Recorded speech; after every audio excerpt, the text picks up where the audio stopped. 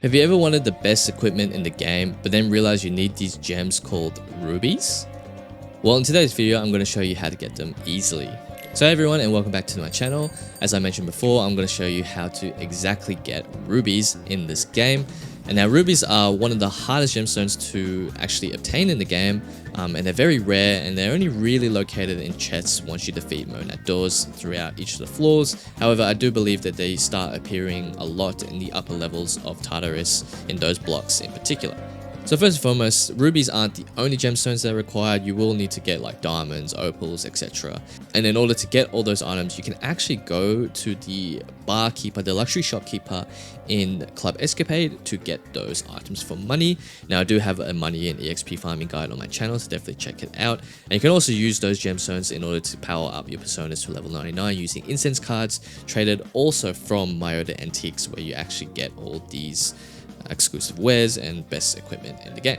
Now the thing that you'll notice when you're at the shopkeeper is that you actually can't buy rubies, and unfortunately you have to farm those, and they can only be farmed through monad doors as mentioned before. Now again, these monad doors are the upper levels and upper blocks of Tartarus basically, which means that you will need to progress the story through, or at least progress Tartarus through a bunch, and they actually can be tougher fights, especially on harder difficulties. So a typical farming route that I would do is that I will start a floor run of the Adama block and basically go through all the monad doors that pop up. Now you might be thinking, I have actually gone through all the monad doors and they don't actually reset, which means I have to come back the next day in order to do it again. Well actually, a certain type of enemy also has a chance of dropping rubies. Now any enemy can drop rubies in a Adama block, but I have found that the Eternal Eagles have a higher chance of dropping them from my testing. So from my testing, the beginning to mid floors of a Adama block are where they will appear the most. So it is just a matter of finding every enemy you can and hoping to find these eagles. They are guaranteed to drop at least 1 ruby per encounter, so get to farming. In all honesty though, it isn't too bad. I was able to farm about 10 in 30 minutes. This can be repeated as well, so don't need to reset Tartarus, which is a good thing. And then 10 in 30 minutes, so about an hour, you can get Lucifer's Blade for example, so it's not too bad.